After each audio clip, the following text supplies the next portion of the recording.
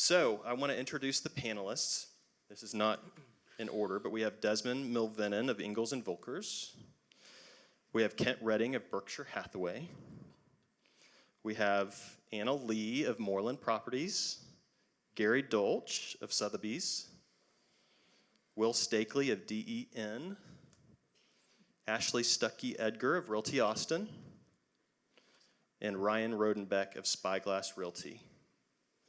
And we had a couple of folks that had to drop off the panel, and we were going to try to tie a couple of them in. Cord Shiflett and Eric Copper were dying to get tied in, but our AV doesn't support that. So that's something that will hopefully improve here as our AV equipment, allowing us to do so. And then another person, Kirk Lewis, lost a close family member the day before yesterday, so he was not able to make it. So thank you, Ashley Stuckey and Ryan Rodenbeck, for filling in. And you guys were amazing. And there's so many wonderful top producers that are, and when I say top producers, you don't have to be a top producer to be amazing in this industry, obviously. Those are the people that I see over and over, and those are the people that I'm drawn to and attracted to. And so when I started organizing this event, I just started going down a list of people that do a lot of sales, and it just was really easy to figure out who would be a good fit for this. And I think we can all agree that we could quickly determine who we individually don't feel like would be a good fit for it. So, but with that said, I think that we all can agree that this business is not always easy. I think that we can all agree that we have many challenges that are beyond what's just in front of us in terms of challenges dealing with difficult customers, challenges dealing with difficult situations, and I think in many circumstances it's easy to have a misconception of the person on the other side of the table when they have to represent the best interests of their customers. So I just want to point that out, and I want to get started with the questions. So, panelists, there is a trend where it seems agents tend to communicate less by phone or face-to-face and more via email and text. Some agents work primarily by email and text, and I want to know how you prefer to communicate, what method of communication you believe fosters cooperation, and what type of communication styles are timeless to cooperation. So who wants to step to the plate first? Okay, I'll jump out there. I wasn't going to talk at all, but yeah, I think the goal is to have both parties understand where the other side is coming from. Please talk right into the microphone. And I think it is easier when let's say I'm representing the seller, and my seller feels very strongly about something. I think it helps if I get a chance to explain to you where they're coming from, what is their motivation. Then when you go talk to the buyer and explain that, they might say, well, yeah, I get that. Maybe I don't agree 100%, but I understand it more, and are a little bit more willing to flex. So I think if all parties understand where the other side's coming from, you will have a better result for all. On that note, I also think that I find that a lot of people are texting these days, and the problem with that is that you don't know what they're really meaning.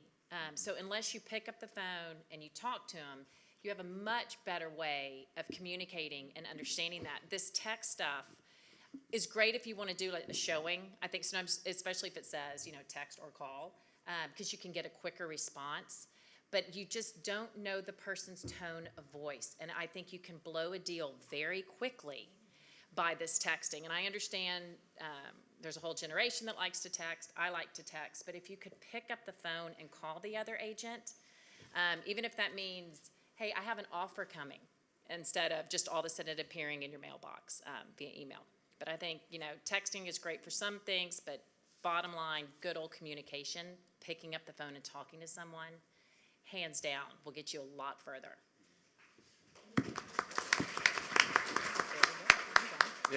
Yeah, I agree. Texting and emails kind of lack empathy and emotion, so You can get a lot said. I mean, I'm the kind of, you guys know I'm pretty bad at responding to all my emails immediately. So you know to call me on my phone. That's just kind of how I do my business. But yes, I think if you can pick up the phone, you can get more out in 2 minutes than you can over 2 weeks over email. And it goes a long way, especially in this market where things are tight, deals are happening quickly, and you want to get everything you can across. But then, of course, that being said, an email with the right cover letter, the right disposition of exactly where your client is, it's something that is important when, especially if you want that information to be translated onto the client, their seller, if there's a potential, you don't remember everything you're on the phone about, right? So it's nice to kind of reiterate everything you said over the phone, over an email, in front of your offer, and kind of go all the way through. So I agree. Yeah, But I do text a lot too, simply because it's a great way to communicate quickly. Right now, sometimes it's important if you have a response like, hey, I can't get to you right now. I'll be tied up for the next 30 minutes. I'll be back with you at 2 o'clock. So it's important. It's a great tool, and it's definitely helped improve our industry for sure, just because it helps on timing and transparency, I think.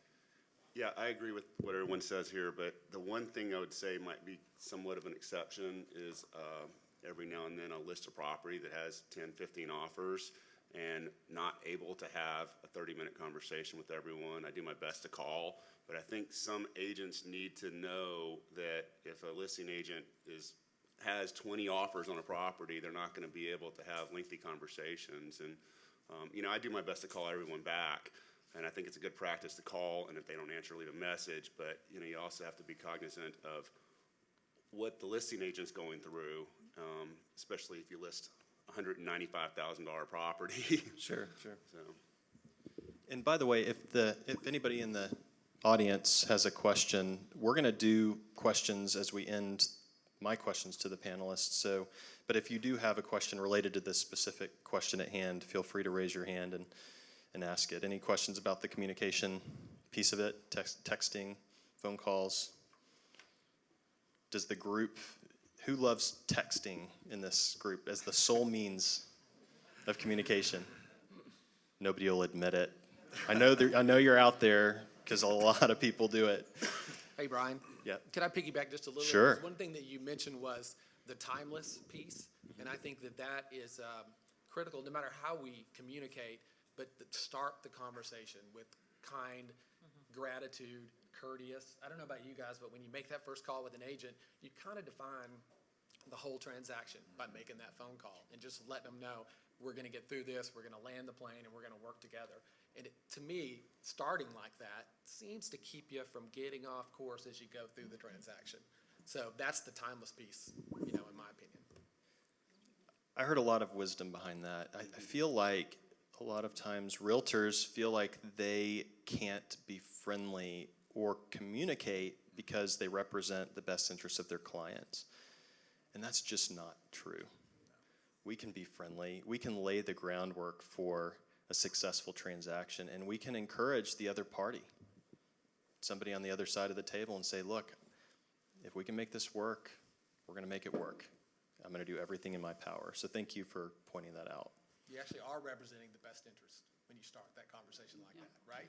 Exactly. You are representing the best, if you couldn't hear, I'm representing the best interest of your clients. And if you guys, the AV guy here had mentioned it's really hard to hear you, so if you could talk like literally right into the mic when you're talking, as awkward as that is, I'd appreciate it. The group will be able to hear you better. So, what is your top pet peeve when working with other agents?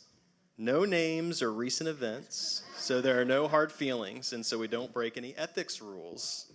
But what are your top pet peeves in working with other agents? How much time do we have? We've got about an hour. I think it's the email offer that just shows up, and you're like, that could have so been lost. It's like, the worst is when you just get carbon copied on a DocuSign offer, Yeah. and it just shows up, and that. And you're like, is kinda- okay, but is Dot loop. Yeah. Totally. No, I think mine is no pre-approval letter. I mean, how do we not get past this now? I mean, I swear 30% of the offers I receive don't have a pre-approval letter. And how can you be taken seriously without a pre-approval letter? And I remember when I first started this business, agents would please submit pre-approval letter. I thought we were past having to put that in MLS remarks, but we're not. Bad use of technology, you know, I know some people may not be up with the technology, but it's our job, so. For me, it's just doing what you say you're going to do is a big deal for us because, you know, if you don't show up to a showing that we've set up for the last 2 days and had our sellers jumping through hoops to get the lawn mowed and get the maid through there and get it in its best light, and then at the last minute you call and cancel for whatever reason, or you know, you say you're going to do something tomorrow, I'm going to get the checks delivered to the title company, and then I have to go back around and find out that they didn't get delivered. I didn't ever know why. In that case, I wouldn't mind a text. Just tell me what's going on. So I think just doing what you say you're going to do helps the transaction, keeps the relationship going, and furthers the opportunity to put a deal together. For me, the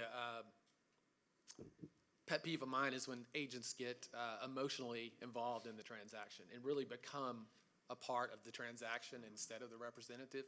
And you can tell by the phone calls when they refer to we, their client, and them we. This is what we want to negotiate. This is what we want to do. And I always feel like that, you know, they're really becoming a part of the, emotionally attached to the transaction. And I find that sets a difficult tone to start, is that we need to separate ourselves and, you know, and work together. We should be the two agents in a sense, for me. Yeah, I agree So with that. I guess a question I have for the panelists and for you guys too is just how are you feeling about, I feel like, you know, everyone has these assistants and coordinators and transaction management people. Like when are we, you know, are you guys liking that? Is it best just to call each other and get it over with rather than, you know, that's one of the problems I've been seeing is that too many hands in the thing and you just can't keep up with the communication, really. That's true. Yeah, I have a licensed assistant, but I try not to get her involved until after the negotiations, Yeah. you know. Yeah, I think for coordinating showings, I think it's very helpful because usually we're out in the field, interacting, interfacing with clients. But if you can have someone who can actually help when someone calls to get back quickly for a showing, because we all get those calls where someone wants to show a house in an hour. And it's challenging when you're trying to interface with a client and try and give them your attention, but you can't, and you're out there trying to text a show up appointment for the future. So I think it's important to have, you know, some sort of a bench behind you to help when you are, if you're listing more than, you know, 3 or 4 properties, I think is important. I do want to interject that and acknowledge, and I think the group would agree, that there are some differences when you and I go to sell a $150,000 house that has 20 offers on it and a $2.5 million house where the person had to get the maid crew, you know, and the lawn people and whatnot to get the house ready for the showing. There's a bit of a gap between really the perspective of those that are selling, you know, lower price range homes and higher price range homes. And sometimes somebody selling lower price range homes go and sell a $5 million house, and they go to showing and they're treating those showings like they would treat, you know, they're going to show 15 $200,000 houses. And so I do think it's important to learn and to educate ourselves on what's courtesy and what's customary at the different levels of the playing field in Austin. And it's true, like people that are selling a 10,000 square foot house have a pretty significant effort that they have to go through to get it ready for sale. The same token, people that are buying a 10,000 square foot house, it is possible that they show up and say, this isn't going to work. And you're like, well, please go inside. Please.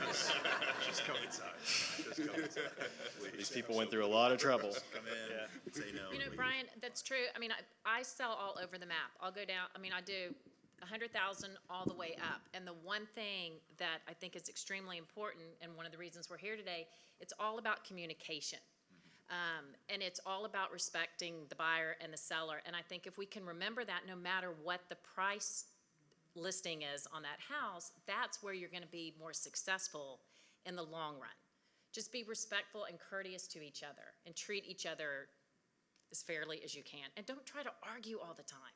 I mean, that's what, you've got some people who just are ready to, you know, fight right off the bat. And I think if you can just step back and treat each other nicely, then you can get a lot further in the negotiation.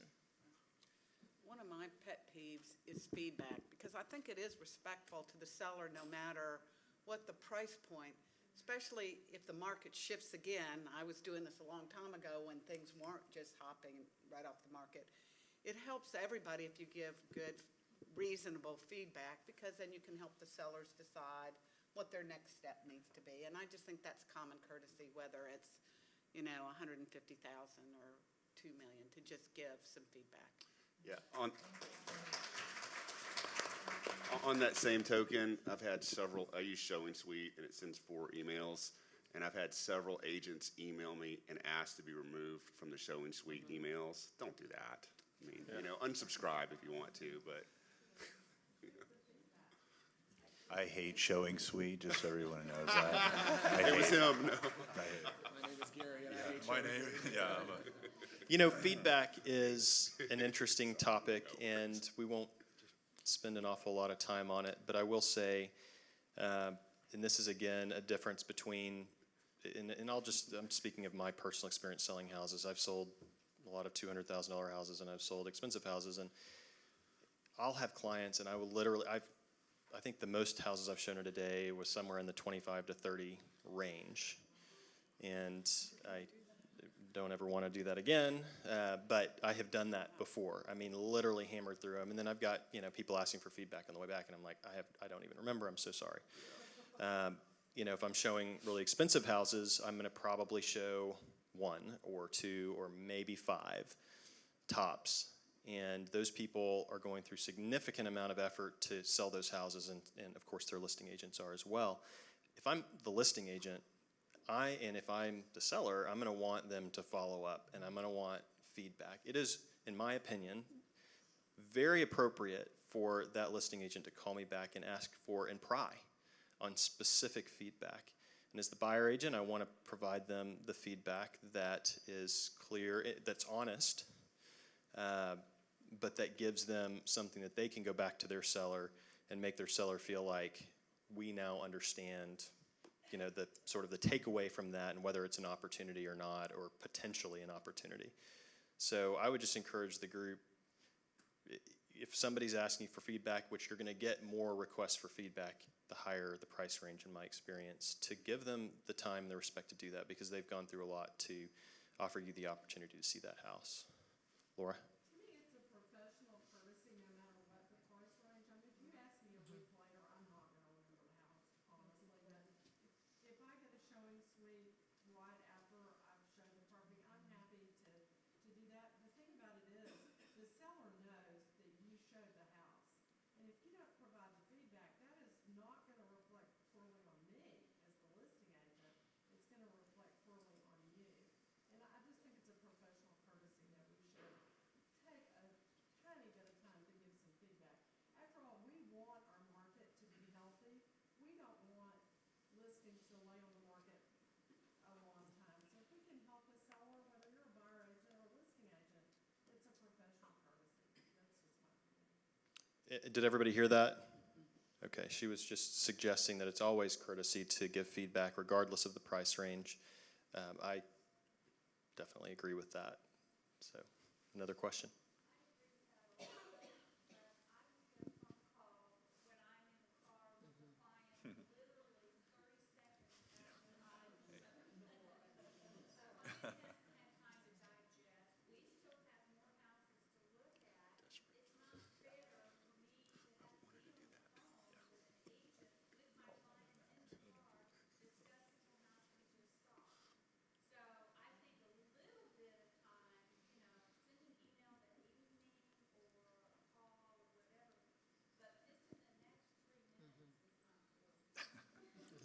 Did everybody get that as well?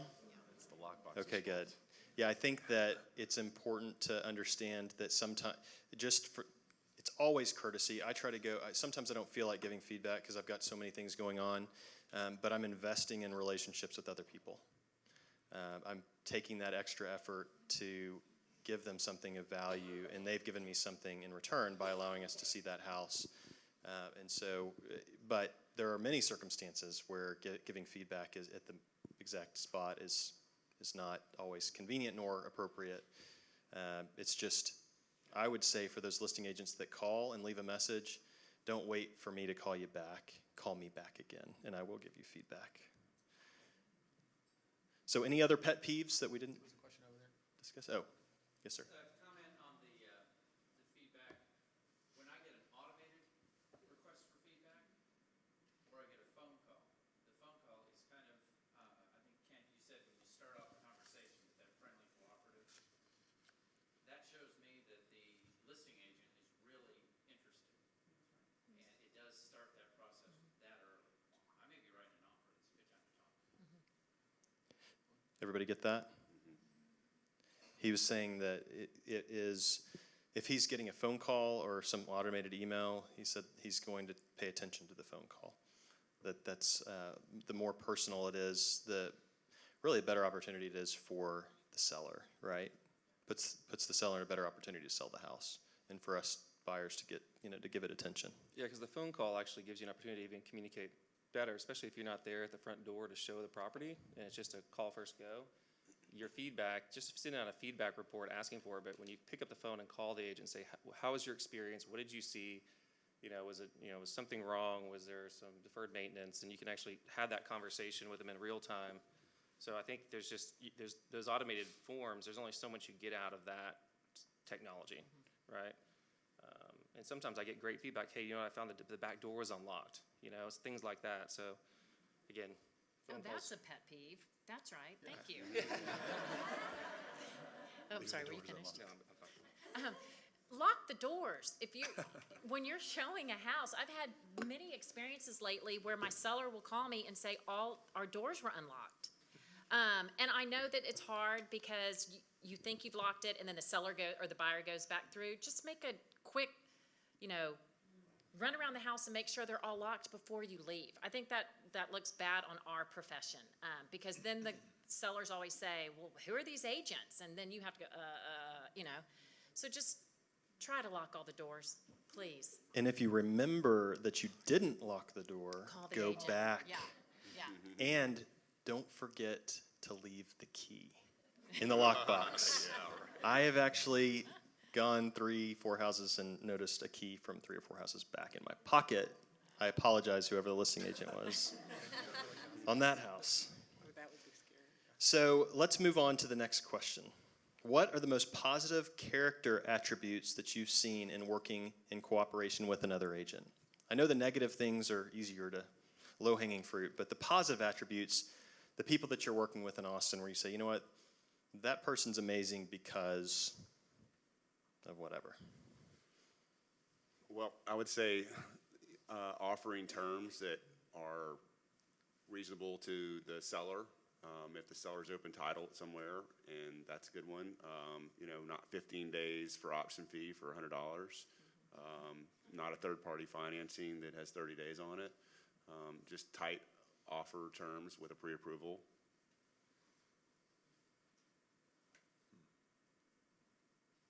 Nobody is nice in this town, Nobody's apparently.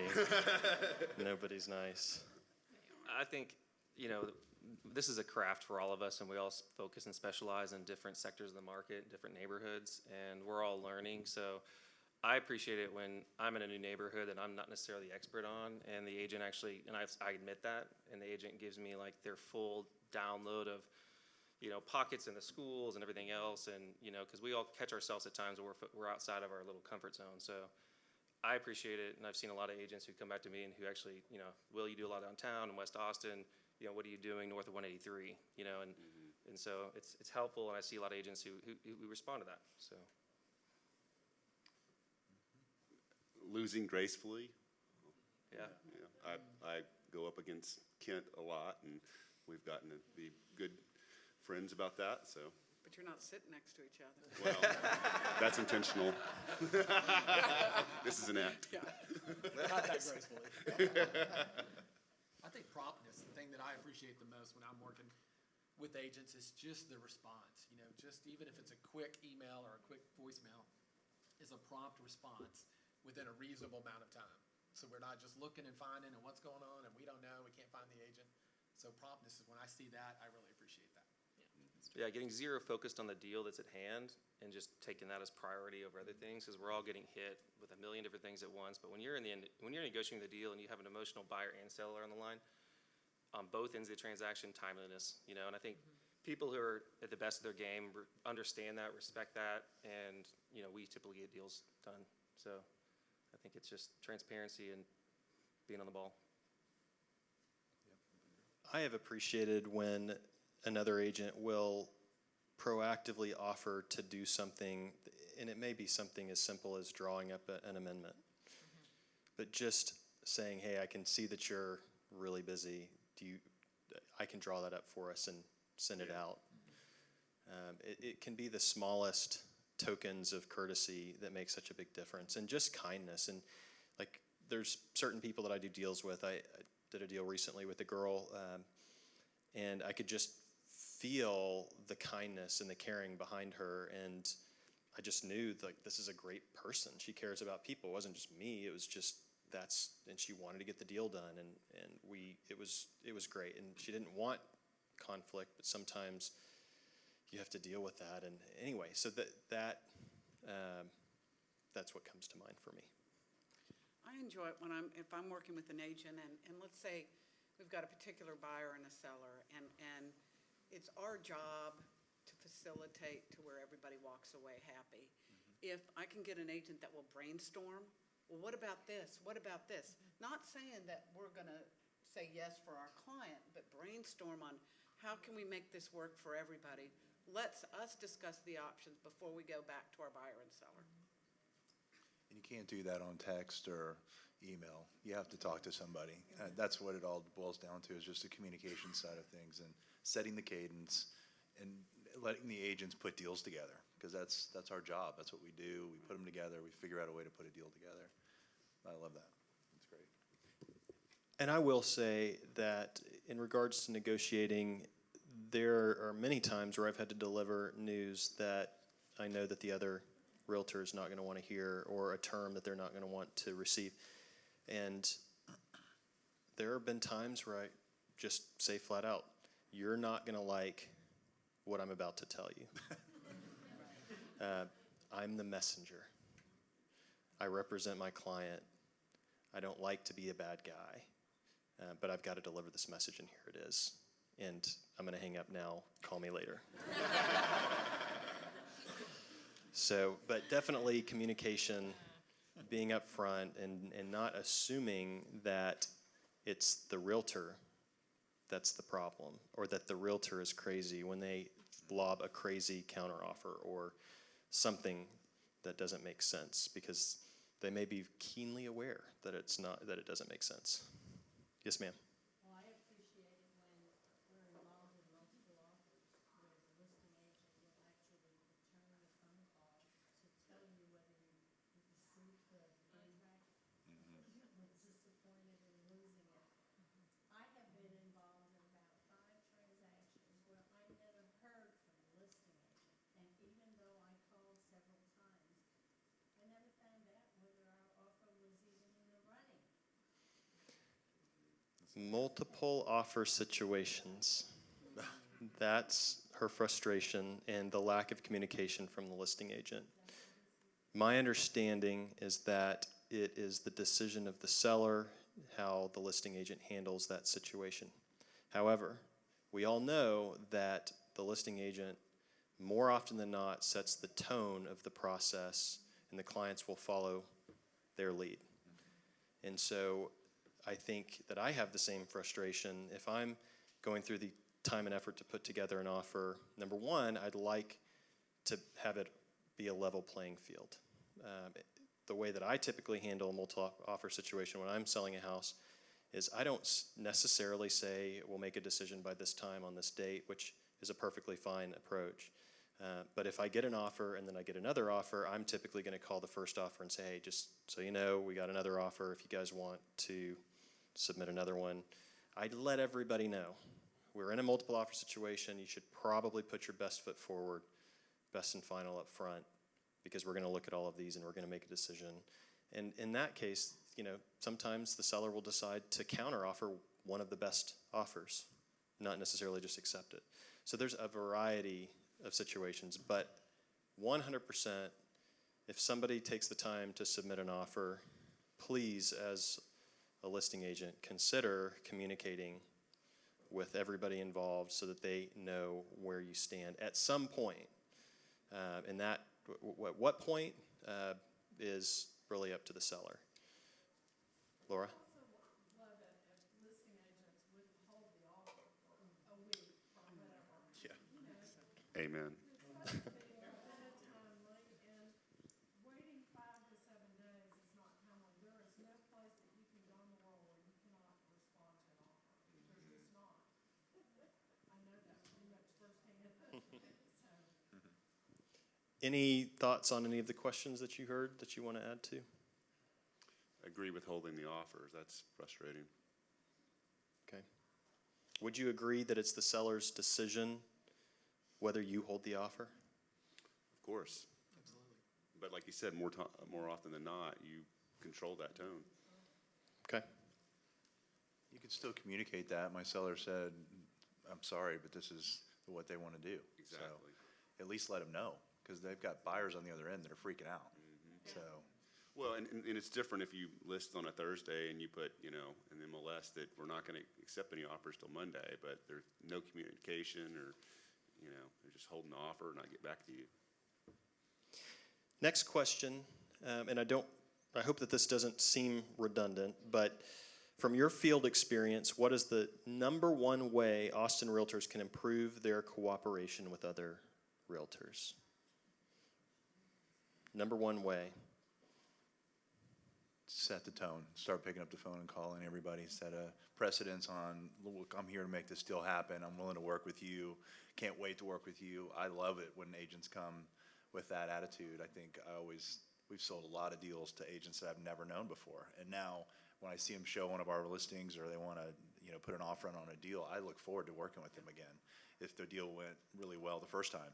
And I think that goes a long way. So there's a lot of agents in Austin, and I don't know everyone yet, but I'd be happy to do a deal with any of y'all, especially if you pick up the phone and call me. So, and I take multiple offers on some of my listings right now. Me too. I think one thing that's important is representing ourselves well. I don't know if you guys see this sometimes, but I overhear other agents talk about, well, she's just a knucklehead. That's a crazy agent, or he's a nut. Talking to your clients like about other agents, and you may feel that way.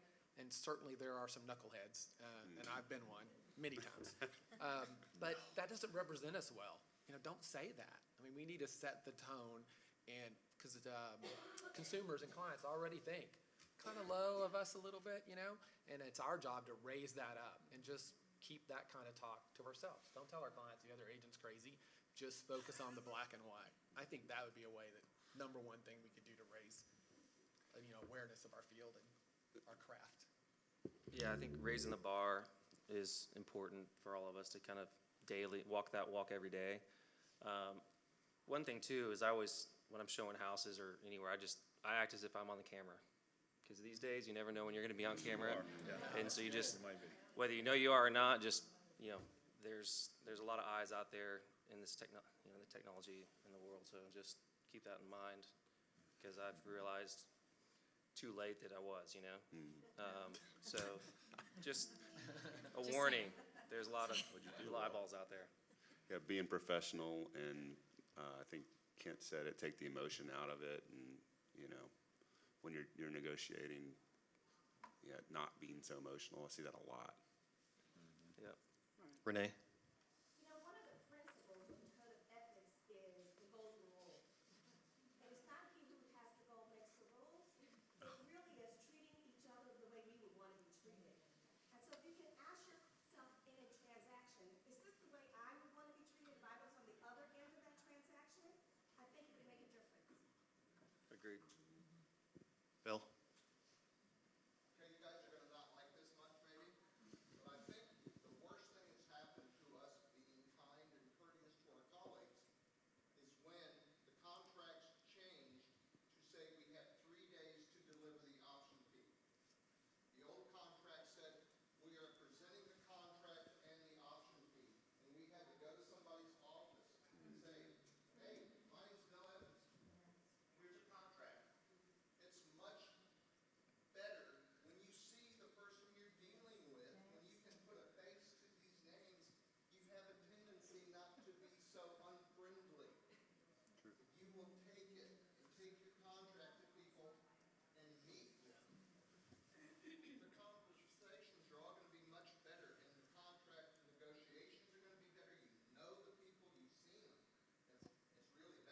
How old are you, Bill? I'm just kidding. You're totally right. You're right. It is true. It is true. Doesn't happen nearly as much these days.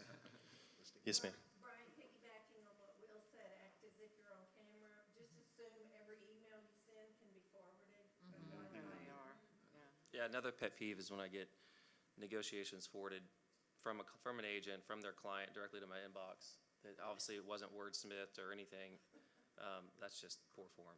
So, I mean, you should be the representative, be the shield for your client, make sure the communication's professional and on point. Being humble, I noticed, I'm starting to think about everything that I've complained about today. I've done every single one of them at some point in my career, so. Or when we get that offer that's 400,000 lower than asking, take a deep breath. Thank you for your offer. I'll talk to my client and get back with you. Not hang up the phone. And please don't send inspection reports unsolicited. Please don't send those. I don't want to see those. Those are not good. That's one of my future questions on this list. Oh, sorry. We'll talk about inspection reports. So, how have you used cooperation with other agents to close a lot of sales? How do you think cooperating has really actually helped get a deal done? Well, I for think us, that's the only way to get it done. Yeah. there's a lot of cooperation, especially with people that you've done transactions with in the past, I think, and friends in the business. When we have a new listing coming up, we talk about it with those people before it ever hits the market, and typically we'll sell, a third of our listings before they ever come to market. And there's some broker undergrounds and different sites out there that kind of do that, but I think the whole communication thing and picking up the phone, especially if there's an agent that that has buyers or works a specific area, just to give them a courtesy call, let them know that it's coming to the market. We put a lot of deals together recently. Elite 25 does that kind of stuff, but there's a lot of different ways to share that information with groups of agents, and I think that's just another way to communicate and makes people feel good. If I have a buyer and I know about something that's going to hit the market before anybody else does or most people do, my buyers really appreciate that, and it makes me look good, and it ends up being a good result for the seller usually. So. Yeah, I don't think I realized the value of having a network of agents until you really get into a deal with them and things really go smoothly because you met them at events like this or the PT50 or ABJ or whatever it is. But I can tell you that if I have a deal with someone that I've, had drinks with, it's going to go better. Just don't drink while you're doing the deal. How about those open houses? Can't we have wine? What's that? Open houses. There's drinks at open. You can work anyway. No, do not drink while working with your client for sure. Oh, yeah. That's encouraged. That's encouraged. Yeah. That's good. Have wine. Do you feel that you actually need to? I mean, I know you had said cooperation is the only way to get a deal done, Ashley. But do you feel like somebody needs to be a cooperator, generally, kind of what we're talking about today, the spirit of cooperation, to be successful? Definitely. So do you know of anybody that is a jerk that's successful?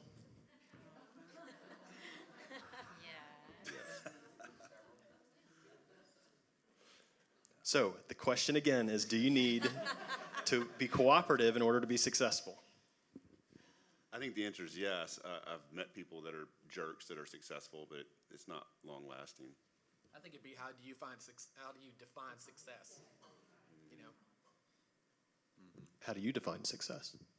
Investing in the lives of others around me, my family, my friends and coworkers. Whether you sell one deal or 100, that's how I define it. And so long-term success, to be able to do that, we have to cooperate to have long-term success. So what is the top benefit in your business, the top benefit for you personally in your business as it relates to cooperating with other agents? What have you gotten out of it? Friends, people that you started off just being associates, and at the end of the day, you say, I've really enjoyed getting to know you and hope to work with you again.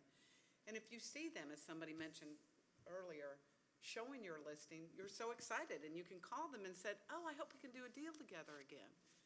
And just being, at the end of the day, when everybody's sitting at that closing table and everybody's happy, that's a feeling that you're on top of the world when you feel that. Better negotiations, obviously.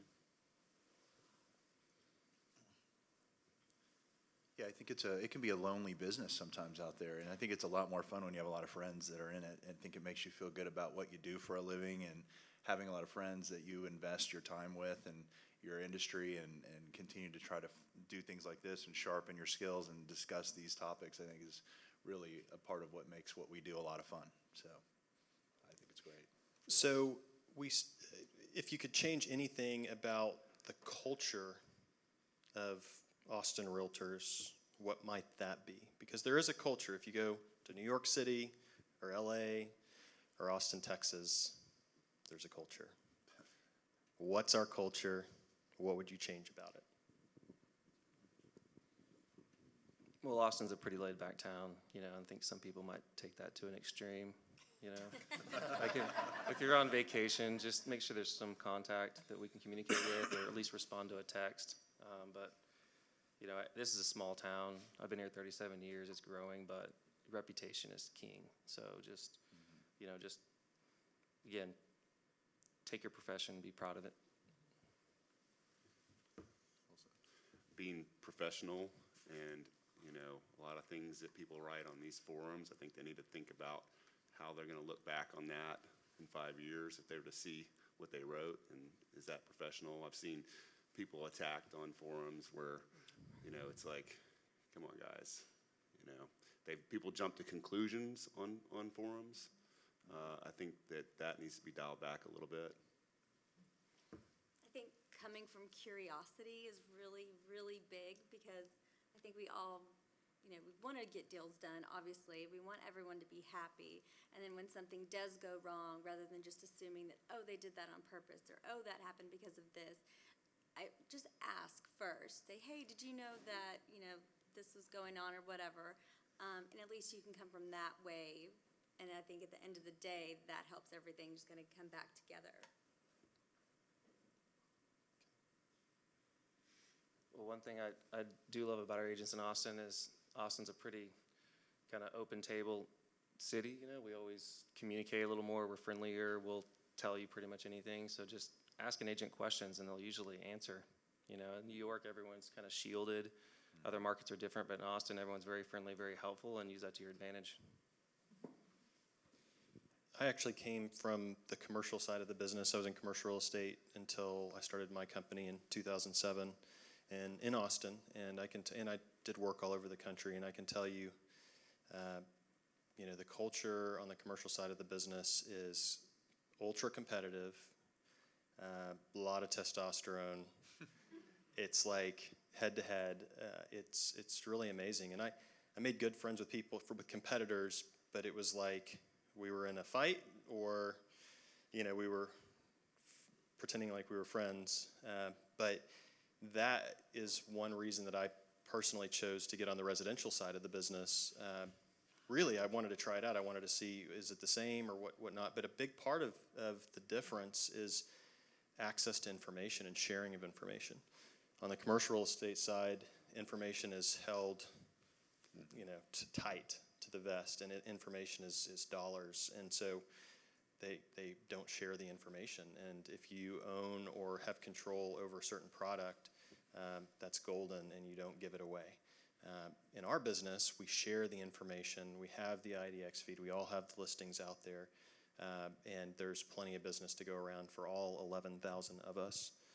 And so that's a huge difference. And the people on the residential side of the business, I feel like I don't know, it's just an environment that's competitive but less contentious, and I enjoy it much more. So appreciate, I would say, what we have, because I've seen it a lot worse, and I've done business on the East Coast, and it's terrible. I don't know how they do it. People are like really hardcore over there. Anything else on culture in Austin?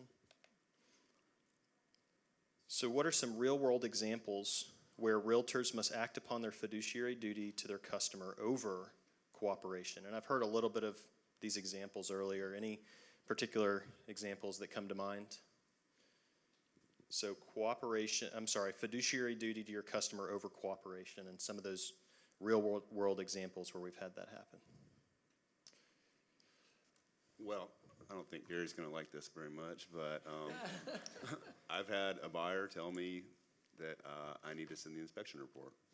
So, you know, you gotta do it. I'll send it right back to you. Yeah, I'll send it. I think this is a good segue into talking about that, quite honestly, because, you know, that's come up with me a number of times. So ask the attorney, ask the legal hotline, and they say, what I hear them say is, it's up, you can send it, and if the listing agent receives it, they have to share it with their client. They have no choice. Typically, the way I look at it is usually the issue is around a disclosure issue. And sometimes what I'll do is on my Mac, I'll just take a snapshot of that one specific thing on that inspection report and start with that. If that doesn't help, we've all been in a situation where you went and showed a house and it's supposed to be this, and obviously it's not. And the report comes out and it's a bloodbath, and there's stuff behind the walls and things that weren't disclosed. And sometimes I look back and I say, you know what, if this is gonna hurt the next person in line, the next person in line, the next person in line, then it's your job to kind of step to the plate and say, hey, this is just a downhill spiral. So. So are you saying that you should give the inspection report to the listing agent? Case by case. I mean, it's very seldom when you want to send it over. It's got to be a pretty challenging deal. Agreed. Dealing with. Sometimes But you just don't. If you got 4 things to ask for in an amendment, you don't send the report. You know, because just in case your deal does fall apart and that individual's back on the market, you know, I mean, they should go back and address the things you've already negotiated. But yeah, that's the whole purpose of having houses pre-inspected. You know, it saves you a lot of time and effort down the road. We've gotten back to pre-inspections as the market, I think, is starting to slow, and it just saves a lot of time and energy. And on the flip side, if I get an inspection report from a buyer, and I know there are people out there that just send them every deal, it's going to be an attachment in MLS, and I'm going to use it as leverage for the next buyer. You know, use it like, you know, I've listings where I don't do pre-inspections, and the seller did not want to pay for it, did not want to do it, and if you send me your inspection report, it's mine. I'm using it. And I know some agents don't like that. They want it both ways. You know. Well, just ask the agent, do you want the inspection report? You're Yeah. negotiating repairs. I'm happy to send this to you if you like, otherwise I do snapshots. They don't want it. I explain to my buyer, because I've had buyers say, just send them the report, and I say, no, let's think about this. Think about what happens in the future with this report. Every inspector is different. You'll see different things on the report, and usually they agree, well, let's not send it if we don't have to. Yeah, if we're close to making a deal, and it's a few things, and sometimes it's good to have that report. I know, but lately I've been seeing agents who, they'll just send me the report. I mean, and you're like, whoa, you get it in your email, and you're like, holy cow. So, and there's no really reason behind it. But I'm like y'all, a lot of times I'll just say, or I'll say if I'm negotiating, I'm representing the buyer, I will say, do you want the report? And a lot of times they'll say, yes, send it on over. My sellers want to see it. They don't think this stuff is real. And you're like, great. But that shooting it off without a warning or just doing it because you think it gives you leverage for negotiating, I don't think it always does. I think it can bite you sometimes. But again, every deal's different. It's case by case, so. Yeah, it's not very I like the cooperative. snapshots. Yeah. That I'm like, great. Because you can show your seller and you can say, this will happen again. We have to disclose it. You know, the next buyer, if we get that far, you know, if you give them the information up front the next time, then sometimes you can get that deal done with that snapshot. Yes, ma'am. What I've seen is sometimes the inspectors will actually condense, like, into a summary. I mean, is that okay to send over? No, it's the same thing. She said that sometimes the inspectors condense the report into a summary at the end, and then is that okay to send over? What I'm hearing the panel say is think before you send. There are consequences of sending it for all parties involved, and it may be that it is the best decision for you, for your buyer, and maybe it's not or is the best decision for the seller. It just depends on the situation. Don't just hit send, think about it, maybe even discuss it with the other agent if that's an appropriate thing to do. just think through it, because there are consequences. And we know now that a lot of people are really annoyed when somebody just shoots that off. So maybe if you do shoot it off, you can communicate to those folks why you did, and Right. that, hey, this was, Yeah, there was a reason for the it. agents that send it off, just all the time and think it's not in the spirit of cooperation. Understood. Customers expect their agent to fight for them and to get the best deal terms. At times, customers want their agents to fight for their unreasonable expectations. What is an example of a real-life situation where you're faced with this situation, and how would you handle it? An unreasonable client asks you to do something that's unreasonable. How do you handle it? I think I've just said, I always tell my clients I'm going to offer my professional opinion and guidance and all of that. But at the end of the day, I'm happy to do whatever you ask me to do. That's my job. But just so you know, I don't necessarily agree, and here's how I think, what we could do to possibly make, work it out. But I definitely have that conversation with my client that I don't exactly agree with the way you're wanting me to present this. Here's how I would like to present it. And I think a lot of time my clients, very rarely do I have someone that's just like, no. Every once in a while, but anyway, I think be honest with your client about how you feel about going back to the other party with that information. And because they don't do it every day, they may not have thought it through, Yeah, I think it all goes back to pick your clients wisely. Yeah.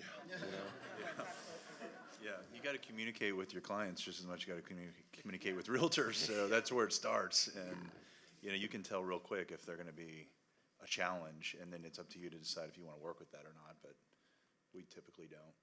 We're the advisor. That's what we're there for. We want the respect of our clients as much as they want ours. And I think it's important to set the tone right up front that that's how, we'll have the conversation, and usually we can talk them off the fence, because sometimes they get a little heated in the emotional side. And our job is to be the neutral party that's able to think calmly about how the situation should go. And so we should be able to provide examples from our experience and why that may not be a good idea. Fortunately, that hasn't happened very often to us, but I can see how you can lose control of a client pretty quickly if they're that way. Well, sometimes I think reasonable people can do unreasonable things, and sometimes the buyers especially have to get their own experience. I wrote an offer this week on a listing that was $550,000, and the buyer, who was a very nice lady, and I like her a lot, wrote a 2-page essay on why the seller should take $50,000 less on that property. And I went through point counterpoint with her and eliminated about half of her reasoning, and explained that particular segment of the market trades at 98% of list price. But in the end, it was her first offer, and she's going to have to lose it in order to get better at the next deal. I think one thing that we find out as agents, it's really about 15% real estate and 85% counseling. Yeah, it is. Don't you think? And so I always go back to, what is your goal? Forget the real estate. Where are we trying to get? Well, we want to buy a house. And then when you have that scenario, well, it's customary not to knock 50,000 off on the first offer and write a long letter. Yeah. And you counsel them, so we're probably not going to get that house. So let's get back to the goal. How do we get the house? Well, really just setting those expectations. Yeah, and what I liked what the listing agent did was not counter and wrote an invitation to send another, to resubmit, and the reasoning, the blank was write an offer closer to list price. I'm like, hey. Well, and we're also in an industry where, it's, of course, financial, and then it's emotional. So you're always dealing with those two items. And if you're finding out something at 7 p.m., sometimes it's not the best time to go back to the party that you're representing and saying, well, this is what they want, or you know what I mean, or this is what they said. Where you can talk about it and then say sleep on it, especially if they get really, really angry about it. I'm not going to do that and blah, blah, blah, blah, blah. I think another thing, and I don't know if people are going to agree with me or not, but I don't always tell the person I'm representing what that other agent said. Like, Of course. this morning I had a phone call from a Yeah. guy that my the house has gone back on the market. And so he called me and he said, I just want you to know that you have, oh, wait, hold on.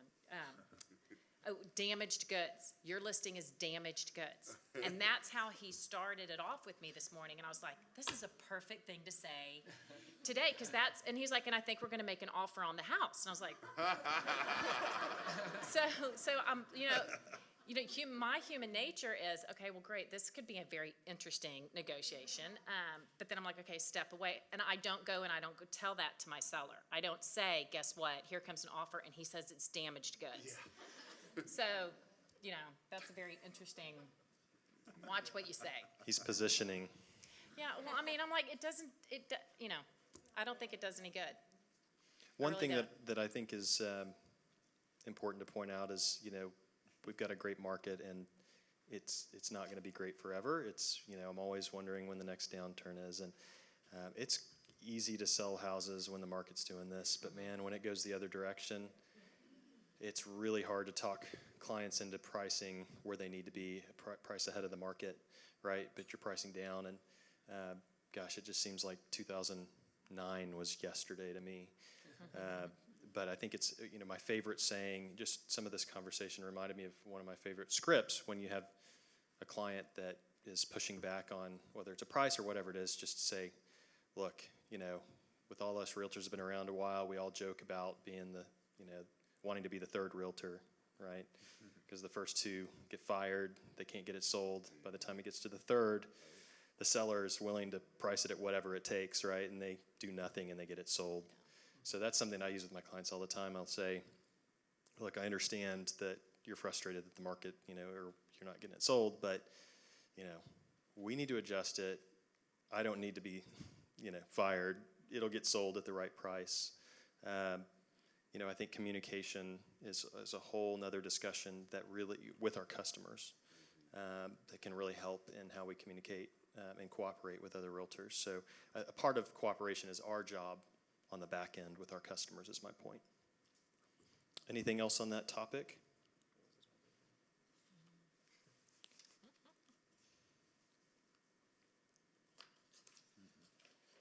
So, you're selling a house and want to see it in person to compare to your new similar listing in the same neighborhood. Is it okay to view the house without notifying the listing agent that you're looking to compare with your own listing? Let's assume that it's go in the MLS, which is really easy because you can just pop in and pop out. And then maybe you get a call and they say, hey, what did you think of the house? And what do you tell them? Assume it's call first go, or assume it's appointment with agent. But what do y'all think? Is it appropriate? A lot of agents will go in and they'll show a listing of mine and they'll say, oh, I was previewing it. Well, do you really have a client? Or are you going to list something around the corner? So what do y'all think? Is it appropriate? I think it depends on the deal. If we have to get ready on a big house, that's different, I think. We need to know up front that that's what it is. I've had a few agents that have done that, bring the clients that live 3 houses down through the house to act like they're buyers. I mean, there's not a point for that, but we got really ready for the showing.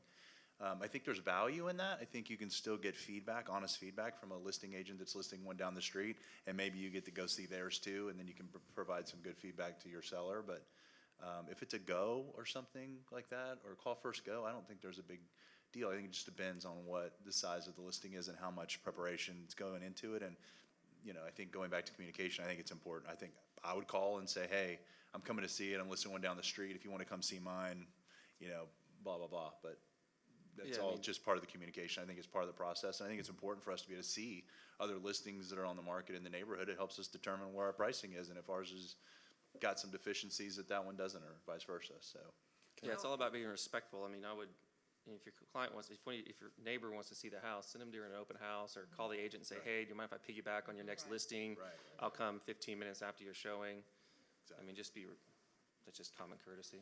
Well, and use it, because your sellers like to know about other houses in the neighborhood before they're on the market. So then Use it you're to your actually helping them in the long run too. But I agree with Will.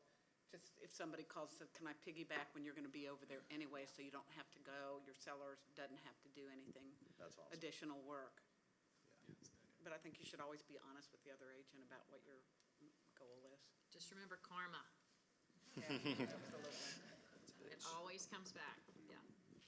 Renee, have you seen my clicker? Ah, there it is. Got it. Just want to make sure. All right, so another scenario, you're selling a house and a buyer's agent contacts you asking whether the property would rent or lease out for the mortgage payment, taxes and insurance included. Is it the listing agent's job to run the numbers or the buyer agent's job to run the numbers? What do you think? If the buyer's agent is unable to come up with those equations and you need to sell the house, then it's a listing agent's job. Anybody else? Well, it's all about liability too, you know, you always have to make sure you have a disclosure in there that this is you're not giving financial advice or, so you just gotta be cautious. I'm all about selling a listing. If someone doesn't have the capability or the technology or whatever it is to give their client what they need to get them satisfied, then sure, come up with it, right? Tell them to ask their broker. Go to your broker. I wouldn't want to give that information. I agree, whatever it takes to get it listed, but I think that's also what they need to be doing too. And figuring, I don't want that liability. It depends on the listing. I've got a listing right now that if you wanted me to give you the equation, I'd be happy to give it to you. I'll take the liability. I don't think it's a good idea for the buyer's agent to do it. I don't think the buyer's agent really needs to do that. If you're the listing agent, I'm sorry, I'm gonna look at every single listing out there in a little bit different light than what a buyer would if I'm representing the seller. So I'm be happy to give it to you, but I wouldn't use it with my seller or with my buyer necessarily. And one thing I always leave it with is you can look at any comp in a neighborhood, but market price is what a buyer is willing to pay today, not yesterday or across the street. So, you can run any number you can, but at the end of the day, there'll be a buyer coming in that's willing to pay a certain price. That's market, right? That's right. So should a listing agent contact a buyer's lender directly? Yeah, Yes. why not? Of course. TAR says no, just so you know. Do they really? They really do. When I make an offer, Is that a rule? Slap on the wrist. Yeah, I Really? called TAR's legal hotline and they say you should not interfere with a buyer's loan. Okay, I'm And gonna that wait. could be You're not considered interfering, interference. You're calling to confirm. Yeah, I'm You're gonna, calling to confirm. Yeah, what if they don't give you a Because pre-qual one letter? time there was a person who had a pre-qualification letter, and it was a fake.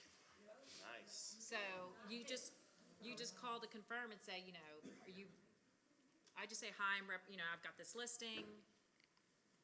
Is this your letter? And if they say yes, then I'm like, okay, great. Yeah. But there was a time when a person made it up. Oh, yeah. And even throughout the transaction, you're gonna follow up with them. Until fines start coming down, I'm gonna keep doing it. Well, I've actually called the TAR legal hotline and gotten different answers from different people.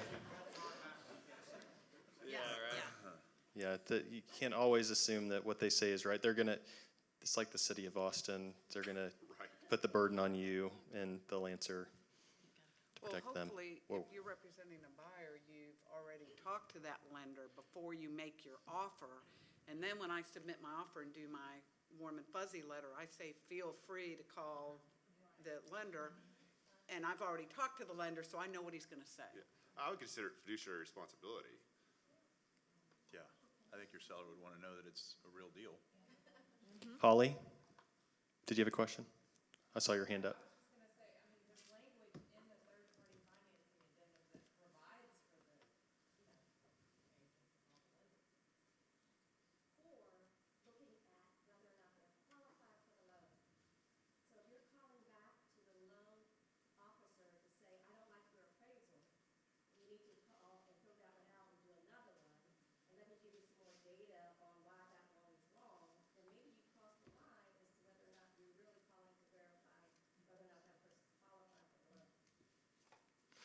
When I call a lender, I want to know as much as possible. That's just me. And where's the line, right? And that's the challenge. Because when I call, I want them to open up.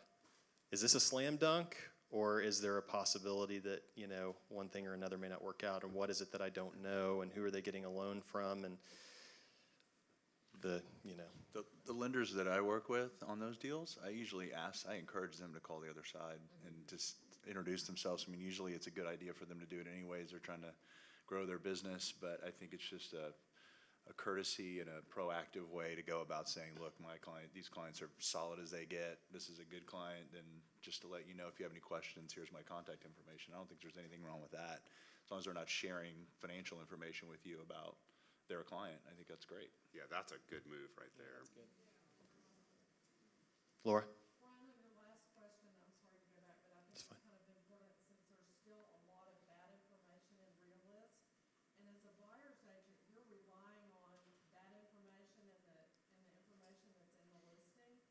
So I would really encourage the listing agents to review all of the information that's in the real list for their listing, and also make sure that it's all accurate, schools are accurate, taxes are accurate. And I mean, I've even seen the owner not be accurate in the real list printout. And then make sure that your information in the listing is both complete and that the information is accurate. Great point. Thank you for pointing that out. I have noticed myself, I've run across instances where real lists information is not accurate. Report it to the board, because they will go to real list and get it corrected. I sent one this morning.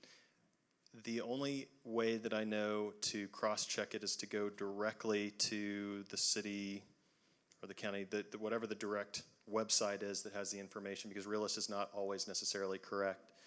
And there's all kinds of liability that's out there for putting in, the wrong, I mean, you can get sued if you put in the square footage that's in the tax records or, that the city has or whatever. So you've just got to be careful. We, as a company, try to look and cross-check whatever the legal description is with the actual tax records, the actual legal description. Sometimes it's perfectly obvious, like it's Round Rock, but they put schools in East Austin in. Right. Bet them in, or, for sure that it's a one-bedroom, one-bath, and not a two-bedroom, two-bath, which is what I had this morning. I mean, so some of it's perfectly obvious, you just have to review it, and then some of it's not.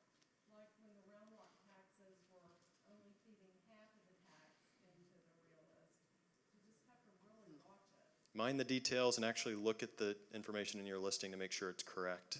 So, yes, ma'am. In terms of following up with the lender and the necessity of that, I have had offers, unfortunately, only one instance, but at this point, where when I asked the seller, or the buyer needed to sell anything, and the buyer had told the realtor that they did not, but when I checked with the lender, they said, oh, absolutely.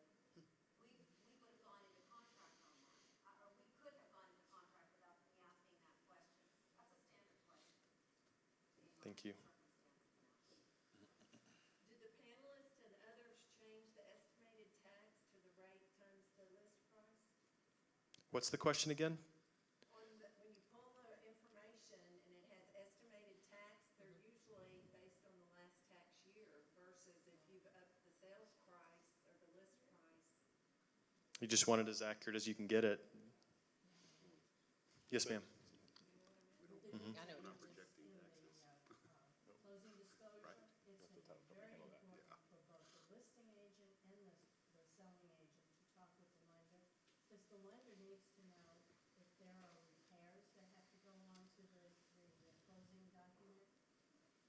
I think it's going to be they need to know what the commission is. There's going to be a lot of information, so I think there needs to be a cooperation among all of the entities in the transaction. Although you're gonna have to have permission in writing from your client. From the buyer, that's true. You're gonna have to have permission in writing to speak to the lender, or the lender will not speak with you, that's my But they're going to need, in order for them to prepare the document, they're going to need. Without disclosing anything. Right. Yeah, I was just saying, a good lender is going to tell you what you want to hear if you're a listing agent without violating any trust.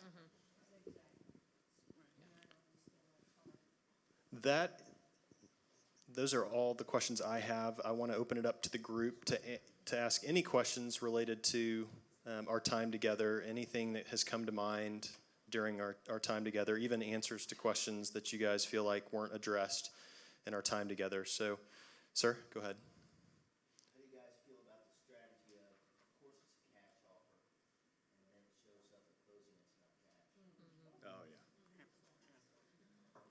He said that, how do you feel about a situation where it's a cash offer and then when it comes to closing, it's not? Did they provide, It's a strategy. well, did they have proof of funds? Yeah, we always ask for proof of funds. Yeah. And if we do, we don't care. Well, I think my thoughts are, if it closes on the exact time, and I don't know about it, then I'm not really worried about it. But, I mean, you know, when it comes down to it, on the close date, and there's a loan, and they, you know, have cash to back it up, and suddenly they don't, then that's a bad tactic. Yes, sir.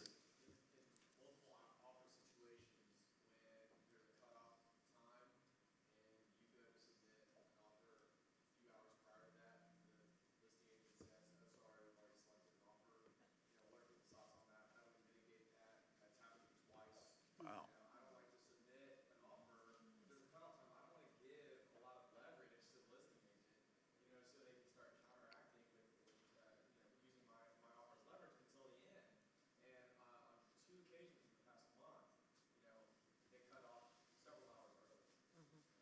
Did everybody hear that? Okay. Panelists, what do you think? It's a terrible listing agent.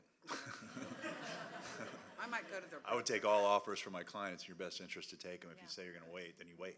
I don't care what the offers are. But how do you fix it? I mean, do you go to the, how do you I'd probably go to their broker. go to the broker? Wait, so run that by me again, what was that? So the scenario was you are representing a buyer, you're going to put an offer in, you call the listing agent says, we've got to, you know, we're going to be taking offers until Tuesday at Yeah. 1. Yeah, And so you wait until Tuesday at 11 yeah. to submit your offer, you submit it, and he says, oh, well, we already accepted another one. Did they know you were going to present the offer? Had you called and said, I'm bringing you an offer? On one of them, yes. The other one, you know, they had mentioned several times that this was the cutoff time. So, my guy was still debating on whether or not he was going to. So, but I mean, it was still several hours before, you know, the deadline. I think Heads up, we're gonna be submitting an offer, too late. it just goes back to communication. Again, I think you have to tell the agent, hey, look, you know, I've got somebody that's on the fence, but don't shut it down before I get this in. You guys, you know, that way they know. I think it's just open communication. Well, in general, I would agree, but I had a listing that we priced at $640 in Barton Hills, and you know, we were going to wait till Sunday, and it's not going to appraise for much more than $640, and we got an offer at $720, and you know, the seller did not want to wait. So, and you know, no third-party financing. I mean, it was solid, and I could promise you we weren't going to get an offer higher than that, and you were out. So we took it. There's a risk by waiting. There is. There's a risk by submitting early. Yep. Yeah. I think communication is important, and that's where cooperation comes in, because if I want to do a deal with Ashley and we're kind of both Southwest and we're in that situation, I might say, hey, can I submit this? Or if you get another offer that you're going to take, will you at least let me know so I can give you what I've got, or whatever. But communication is key. I think it's important to know that sometimes you're just going to lose, whatever the scenario is. Sometimes you're going to lose. And even in effort to cooperate, sometimes you're not going to make it work. But the key, I think, in the moral of part of our time together today is the effort. It's putting yourself in the best position possible to have a successful sale. Yes, ma'am. Ultimately, it becomes the seller's decision.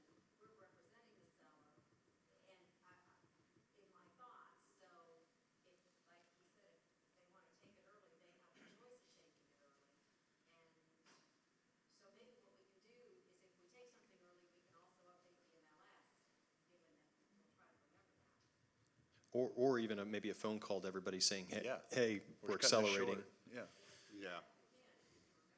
which is all about communication. So if you've had that call, then now they know to call you to let you know they're getting ready to cut this thing short. So unless you're bringing $50,000 over asking, you're probably going to be out. Yeah. Right. What other questions? Diane? So I think one of the,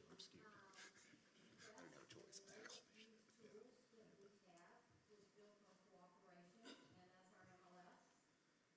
And I've seen in this market a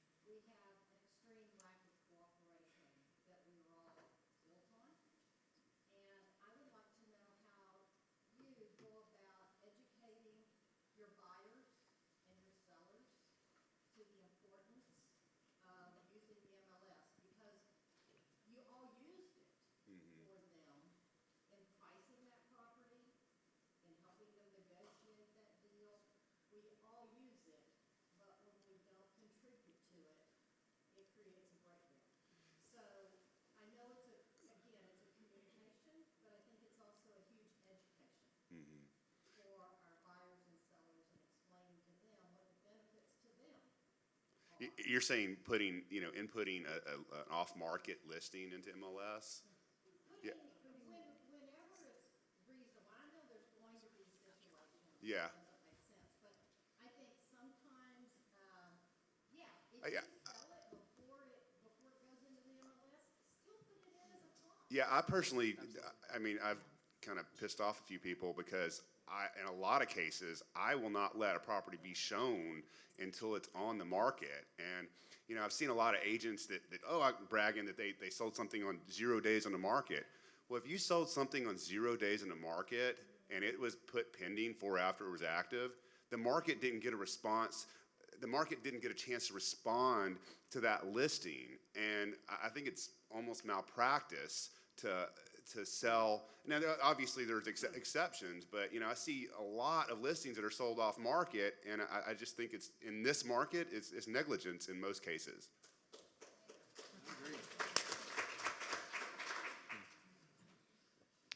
Any other thoughts about off MLS listings?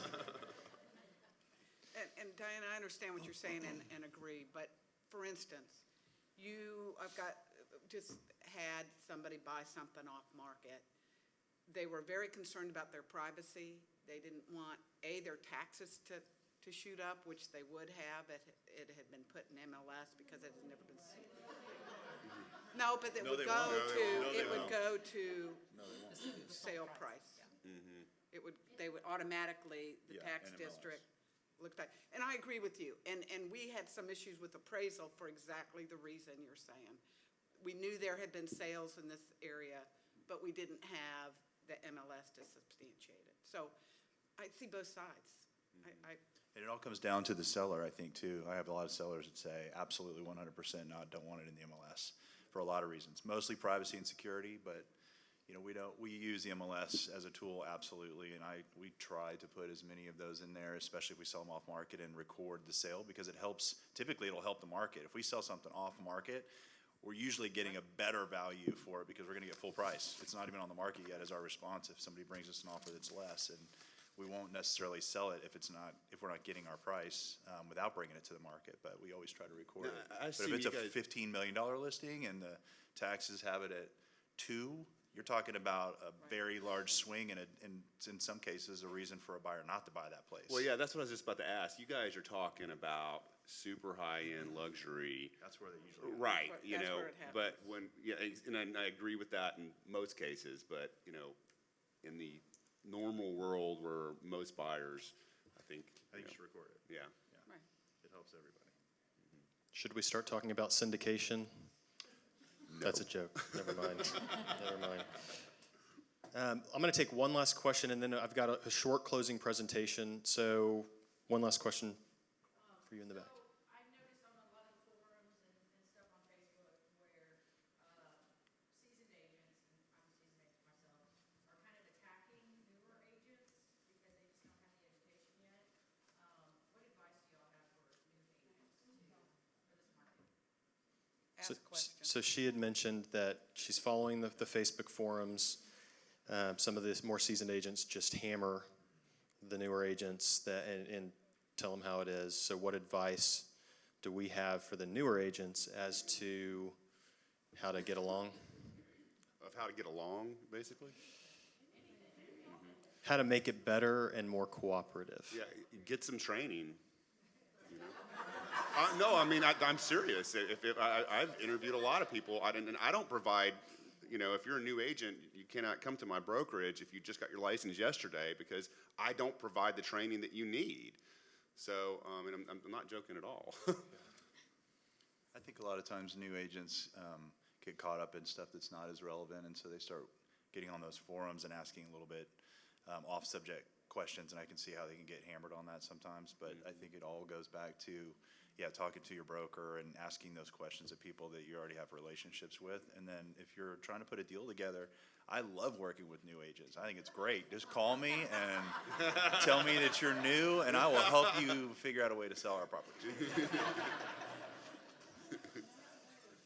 Yeah, I would say that I have seen more seasoned agents really act inappropriately on forums and even in person where they have this I don't know, this chip on their shoulder perspective that I know it all, and it's really easy to hammer on somebody that is less equipped and prepared. So I would encourage those that are more seasoned to be humble and to think about the impact that first impression has on the other agents, because there are a lot of agents that are newer, less experienced, that are smart people that will catch on quickly and that will be in this market. I had a top agent, first deal I did with them, just hammered on me. They had no idea that I had sold multi-million-dollar commercial properties all over the country, and they talked to me as though I was in preschool, as though a residential real estate deal was difficult or something.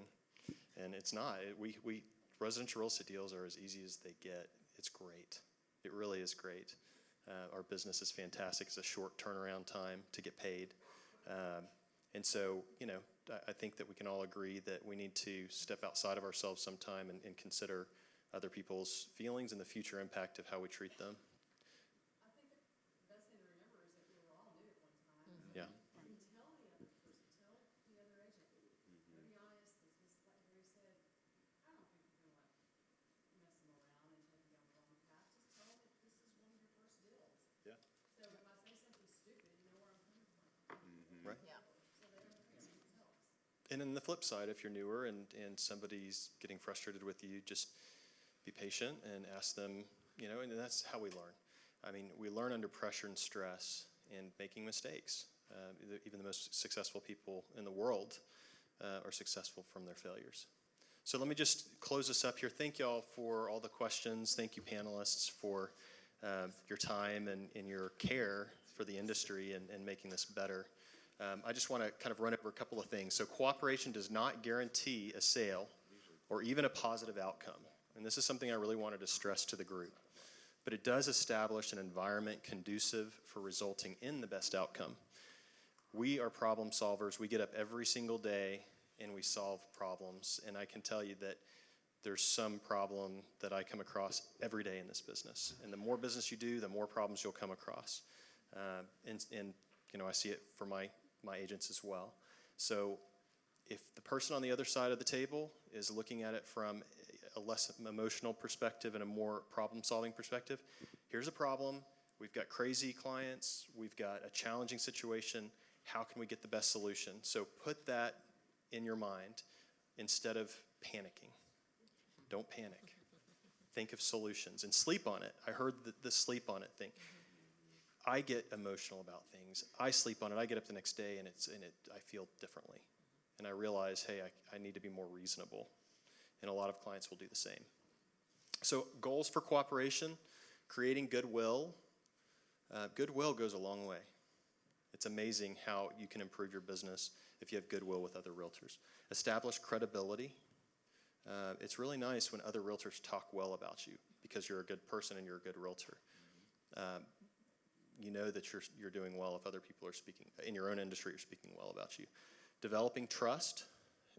We want to be able to trust those that we do work with on the other side of the table, and that goes a long way. Increasing our knowledge, making connections, improving the quality of life. That's one of the reasons that I wanted to do this. I want to enjoy my job, and it's challenging and it's stressful, but I want to know that there's more people sitting on the other side of the table that also want to enjoy their job. So let's all work together to that end goal. And we want to increase our sales. When we do these things and we accomplish these goals, we're going to do better. And I was talking to somebody about this the other day. For those who have read Good to Great, they talk about a flywheel and momentum, and we get up every day and we push the flywheel. And it's really difficult at first, and it's slow, and we push and push and push. But over time, you start getting momentum and more momentum. And the next thing you know, over time, that flywheel is turning. And before you know it, you can let go, and it's just gone. And you get breakout momentum. So let's have breakout momentum in terms of cooperation, and that will translate into breakout momentum in relation to our personal sales. In the formula for cooperation, number one, choose to participate. When you start a transaction, instead of just doing it, stop and think to yourself, I'm a willing participant. The other agent is a willing participant. Let's be aware and conscious of this, and let's participate together to have a good outcome. Instead of looking at an adversary. This is somebody that we're competing with. We're not competing. We're all working towards the same end goal. It's a two-way deal. Value other lives by treating others the way you would want to be treated. We've talked a lot about the golden rule today. Communicate effectively. Communication is huge. I think people should communicate more. When they have questions, call other agents. I think we should do more phone calls, personally. Phone calls are huge, and there's nothing worse than trying to negotiate a deal by text. It's a helpful tool. It's great, but only text, ridiculous. Listen and seek to understand. If you find yourself talking a lot, and I sometimes find myself talking a lot, I need to stop. I need to be quiet, and I want to listen to the other party. Listen to your client. Listen to the other realtor. Listen, understand, find solutions. Be honest. Be respectful. Don't assume the worst of other people.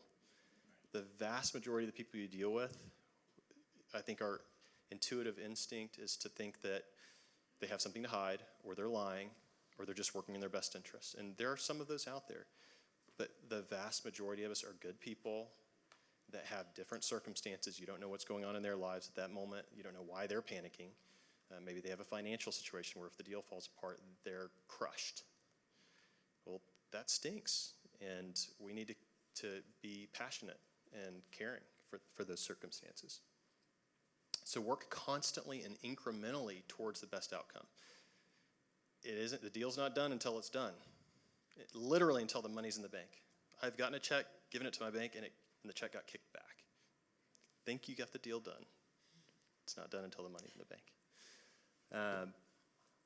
But work constantly and incrementally towards the best outcome, which means that, if you get one thing that you overcome, you could have something else and something else. I mean, there's always something that can happen in a deal.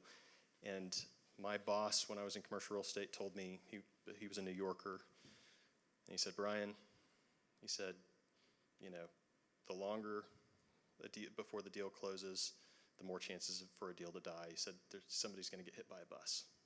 That was his thing. Somebody's going to get hit by a bus. And I've literally seen, there was a house on the market on my street, went under contract, and like the week before it was supposed to close, the buyer got in a car accident on Westlake Drive, passed away. Couldn't buy the house. These things actually happen. And so we have lots of challenges throughout the path. Anything can happen. Work constantly, incrementally towards the best outcome, though. Give others the benefit of the doubt and assume the best first. And have grace, mercy, and forgiveness on others. Grace and mercy. I get up and pray every day for grace and mercy. And there's reason to forgive others.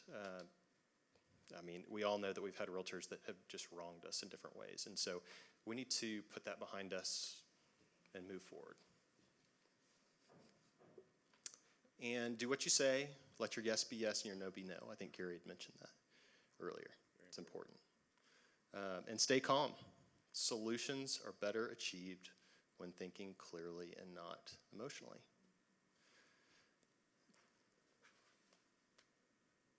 What not to do? Don't overreact. Don't make it personal. Don't shoot the messenger. These are all things we've talked about. Don't lie or mislead, obviously. Don't make promises we can't keep. Don't participate in spiteful behavior. If you can help it, don't send that amendment at 11:52 p.m. Solicit business for customers of your peers. Oh, my goodness. I have a client. I got a new listing. Wasn't on the market yet, and the client called and said, hey, I got a call from a realtor. Okay, they want the listing, okay. I told them, of course, I have a realtor. I said, all right, what'd they say? They said, who are you working with? She said, oh, we're working with Brian Talley. He said, oh, he's not a very good realtor. You should be working with me. That's what she told, that's exactly what he had told her. Sorry I called that guy. Yeah.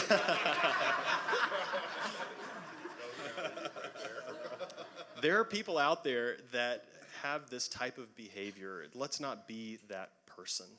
And don't go knock, maybe sometimes it's education, but don't go knock on somebody's door that has we all know these things. There's plenty of business out there to not impede on other people's. And let's see, don't panic. We've talked about that. So we end today, and I'm sorry we're a couple minutes late, to make a commitment to yourself and your peers moving forward. So everybody, let's make our commitment. I state your name, love selling homes, and enjoy my job.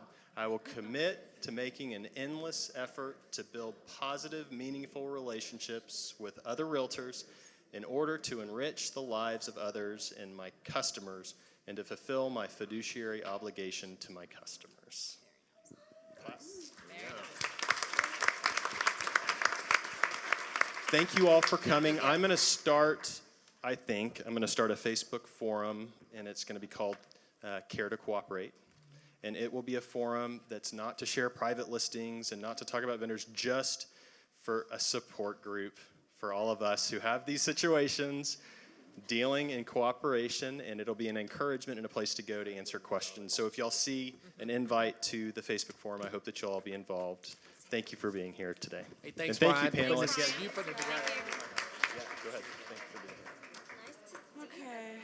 Thanks for your pen. Bye. Desmond, love you. Okay, take care.